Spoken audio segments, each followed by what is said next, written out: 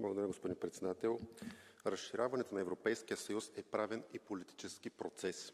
Превръщането му в геополитически инструмент подкопава самия договор за Европейския съюз, а премахването на правото на вето на практика би го превърнал във втори Съветски съюз. Европейският съюз трябва да се разширява според ясни критерии, а не по удобство. Реформа е необходима, но с нея не бива да се прибързва. Още по-малко да се използва като прикритие за авторитаризъм или федерализация. Подобна реформа не беше извършвана преди разширяванията към Централна и Източна Европа. Напротив, самите страни кандидатки се реформираха с цената на огромни лишения. Тя трябва да бъде обмислена много внимателно, съхранявайки суверенитета и правото на вето.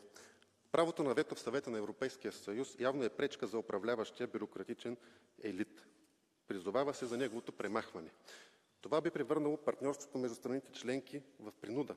Никакво единство няма да се постигне, а господство над несъгласните. Този подход вече води до абсурдни резултати.